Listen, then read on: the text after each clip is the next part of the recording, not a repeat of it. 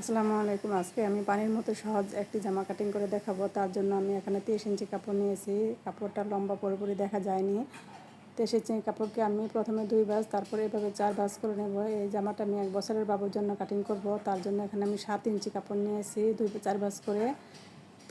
7 ইঞ্চিটা দেখা যায়নি, তার জন্য দুঃখিত। তারপর 7 ইঞ্চি কাপড় নিয়ে এভাবে প্রথমে কাঁধের জন্য আমি 4 ইঞ্চিতে দাগ দিব। 4 ইঞ্চি দাগ দেওয়ার পর তারপর আমি বগলের মাপও আবার 4 ইঞ্চি নিয়ে নিব। মনে রাখতে হবে কাপড়টাকে 4 ভাঁজে আমি 7 ইঞ্চি নিয়ে এসেছি। আপনারা 1 বছরের বাবুর জন্য কাটিং করতে 7 ইঞ্চি নেবেন। তারপর এভাবে 4 ইঞ্চি বগলের দাগ দিয়ে আমি বক্স করে নেব। এখন উপর থেকে আমি 7.5 ইঞ্চিতে নিচে দাগ দেব। এটা হাফ বডির জন্য আমি কাটিং করতেছি। এভাবে হাফ বডি কাটিং করে উপর দিয়ে 1 ইঞ্চি পরিমাণে উপরের দিকে উঠিয়ে রাউন্ড করে দিতে হবে, তাহলে জামাটা অনেক সুন্দর হবে। এখন গলার জন্য আমি 1.5 ইঞ্চি থেকে আরও 1-2 সুতা কম এভাবে দাগ দিব। এভাবে দাগ দিয়ে তারপর লম্বায় আমি 3 ইঞ্চিতে দাগ দিব। গলাটা হবে ভি গলা। প্রথমে আমি গলাটাকে এভাবে বক্স করে নিব, তারপর উপর থেকে নিচ পর্যন্ত এভাবে ভি কাটিং দিয়ে নিব। এভাবে কাটিং করে দেওয়ার পর দাগ দেওয়ার পর এখন আমি কাপড়টাকে পুরোপুরি কাটিং করে নিব। এই কাপড়টার আবার কাপড়টা যেহেতু পাতলা, আর এই কাপড়টাকে আস্তর দিয়ে কাটিং করতে হবে, তার জন্য আমি আস্তরটাকে আলাদা কাটিং করে নিব। তো হয়ে গেল আমার বডির ওপরের পার্ট। এখন আমি বডির নিচের পার্টটা কাটিং করব। প্রথমে আমি কাপড়টাকে এভাবে ভাঁজ দিয়ে, নিচের কাপড়টা যেহেতু আড়াই হাত পানা, তার জন্য আমি আলাদা কাপড় নিলাম না। এই কাপড়টাকে আমি 2 ভাঁজ দিয়ে আমি কাটিং করব। 2 ভাঁজ দিয়ে আমি এভাবে লম্বা উপরে 7 ইঞ্চি বাদ দিয়ে তারপর আমি নিচে যে দাগটা দিলাম 1 ইঞ্চি, এটা বর্ডার মুড়িয়ে সেলাই করার জন্য 1 ইঞ্চি বাদ দিয়ে, আর 7 ইঞ্চি যে বাদ দিলাম উপরে হাফ বডি, যে বডি 7 ইঞ্চি কেটে কাটিং করে রেখেছি তা বাদ দিয়ে আমি মোট 16.5 ইঞ্চিতে কাপড়টাকে দাগ দিব। 1 বছরের বাচ্চার জামার লম্বার মাপ 16, তার জন্য আমি আরও আধা ইঞ্চি বেশি নিয়েছি সেলাইয়ের জন্য উপরে। তো হয়ে গেল আমার জামা কাটিং। এখন আমি যে আস্তরের কাপড়টা দিব তার জন্য আমি আলাদা কাপড় নিয়েছি। এভাবে কাপড় নিয়ে ওখানে 4 ভাঁজ আছে কাপড়। আমি মোট 4 ভাঁজ করে এই কাপড়টাকে আমি সামনের পার্ট এবং পিছনের পার্টের জন্য আস্তর কাটিং করব।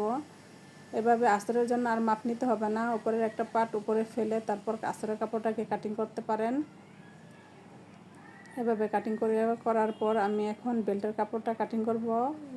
এখানে আর বাড়তি কোনো কাপড় লাগবে না, শুধু বেল্টের কাপড়টাই আলাদা থাকবে।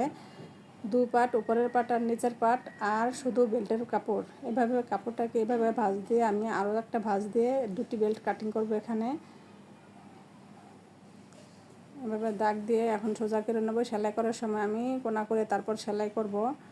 মাঝখান দিয়ে কেটে 2 ভাঁজ করে দিতে হবে। এখানে 2টি বেল্ট হবে।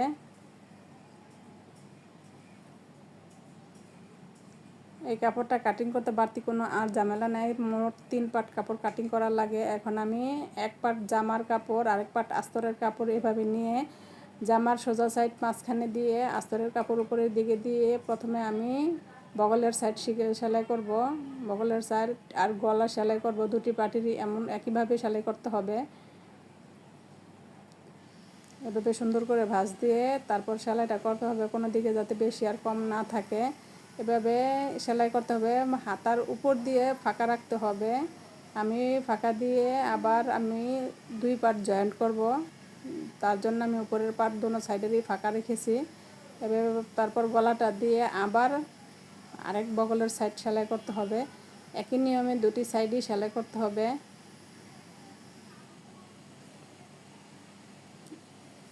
একই নিয়মে 2টি সাইড সেলাই করার পর সাইড দিয়ে যে বগলের সাইড দিয়ে যে বাইরে কাপড়টুকু আছে তা কাঁচা কাটা দিয়ে দিতে হবে।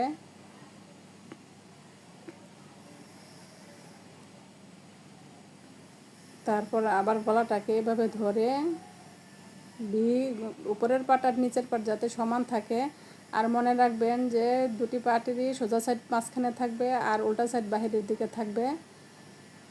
এভাবে সেলাই করার পর এখন আমি 2টি সাইডই সোজা, এক সাইড সোজা করব আর এক সাইড উল্টা রাখবো।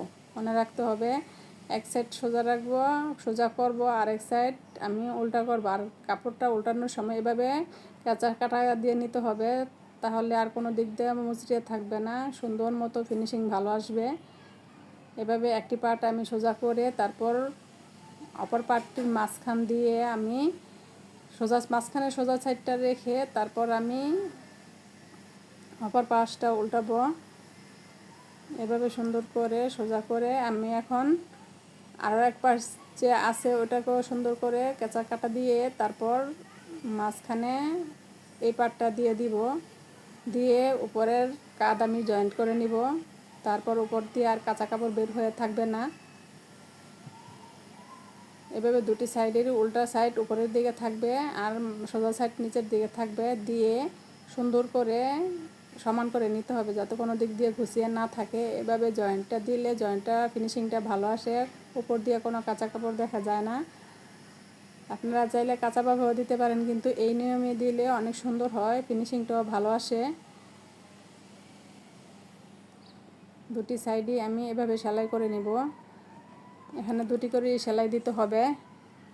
আপনারা যারা আমার সেলাই কাজ পছন্দ করেন কিংবা দেখেন তারা অবশ্যই আমার পেজটাকে সাবস্ক্রাইব করে দিবেন, আর যদি ভালো লাগে তাহলে লাইক কমেন্ট করে দিবেন। এখন আমি দুটি সাইডই সোজা করে নিব। দেখেন ফিনিশিংটা কত ভালো আসছে। এভাবে দিলে ফিনিশিং অনেক সুন্দর আসে, কাঁধ দিয়ে কোনো কাঁচা কাপড় দেখা যায় না, গলাটাও দেখতে অনেক সুন্দর লাগে। এখন আমি বেল্টের কাপড়টাকে তৈরি করে নিব। কাপড়টা চিকন করে যে কাপড়টা কাটিং করে নিয়েছি এভাবে ভাঁজ দিয়ে কোনা করে একটু সেলাই করে তারপর বেল্টের কাপড়টাকে তৈরি করে নিতে হবে। তারপর সোজা করে সেলাই করতে হবে। একই নিয়মে দুটি সাইড দুটি পার্টি সেলাই করে তারপর আমি সোজা করে নিব। সোজা করে তারপর জামার মধ্যে আগে জয়েন্ট করে নিব, তারপর নিচ দিয়ে কুচি দিব। আপনাদের কাছে আমার ভিডিও কেমন লাগে অবশ্যই আপনারা মতামত জানাবেন। যদি ভালো লাগে তাও জানাবেন, আমি ভবিষ্যতে আরও সুন্দর সুন্দর ভিডিও দেওয়ার চেষ্টা করব। এভাবে সোজা করে একটু আমি আয়রন দিয়ে ডলা দিয়ে নিয়েছি। ডলা দিলে ফিনিশিংটা সুন্দর হয়, কাপড়টা বাঁকাতারা হয়ে যায় না।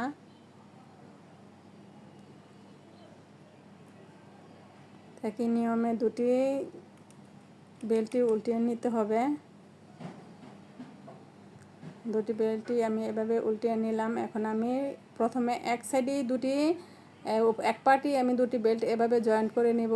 জয়েন্ট করে নেওয়ার পর জামা বডির উপরের সাইড আমি এক পাশে জোড়া দিয়ে নিব। কুচি দেওয়ার জন্য মাঝখানে আমি দুটি সামনের এবং পিছন পার্টি এভাবে চিহ্ন দিয়ে নিয়েছি এবং নিচের কুচির কাপড়ও এভাবে চিহ্ন দিয়ে নিয়েছি। তারপর আমি বডিটাকে এক পাশ দিয়ে এভাবে জোড়া দিয়ে নিব। কাপড়টা যেহেতু আমি মাঝখান দিয়ে কাটিং করে নিই তার জন্য আমি এক পাশ জোড়া দিয়ে নিয়েছি। আপনারা চাইলে আলাদা আলাদা সামনের পার্ট পিছনের পার্ট কুচি বসাতে পারেন। আমার কাপড়টা যেহেতু মাঝখানে কাটিং করা না তার জন্য আমি জামার উপরের সাইডটা আগে জোড়া দিয়ে নিয়েছি। আপনারা এটা আপনাদের ইচ্ছা মতো সামনের পার্ট আলাদা রেখেও জোড়া দিতে পারেন, পিছনের পার্ট আলাদা রেখেও জোড়া একসাথে করেও দুই সাইড একসাথে করেও জোড়া দিতে পারেন। আমি জোড়া দিয়ে সোজা করে সবগুলো কুচি একসাথে দিয়ে নিয়েছি। একই নিয়মে আপনারাও কুচিগুলো দিয়ে নেবেন। মনে রাখবেন কুচি উপরের পার্ট আর নিচের পার্টের সোজা সাইড মাঝখানে থাকবে আর উল্টা সাইড বাইরের দিকে থাকবে, উপরের বডির আর নিচের বডির সোজা সাইড। এভাবে দেওয়ার পর এখানে দুটি করে সেলাই করতে হবে। এভাবে দুটি করে সেলাই করার পর আমি আবার আরও এক সাইড যে খোলা আছে আমি ওই খোলা সাইডটাকে সেলাই করে নিব। এখন আমি খোলা সাইড যে আছে ওই সাইডটাও আমি একই নিয়মে সেলাই করে নিব। তো হয়ে গেল আমার জামা কাটিং এবং সেলাই। নিচ দিয়ে মুড়িয়ে যে 1 ইঞ্চি বাড়তি রেখেছি ওটাকে আমি মুড়িয়ে আমি একটি সেলাই দিয়ে দিব। সাইড দিয়ে মনে রাখতে হবে সাইড দিয়েও দুটি সেলাই দিতে হবে, তাহলে কাপড়টা মজবুত হবে।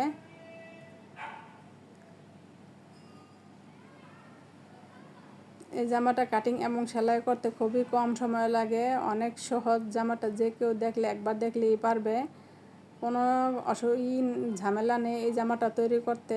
যাদের ঘরে বাবু আছে তারা অনায়াসেই শিখে নিতে পারেন। তো 1 ইঞ্চি বর্ডার দিয়ে আমি নিচের কাপড়টাকে সেলাই করে নিব।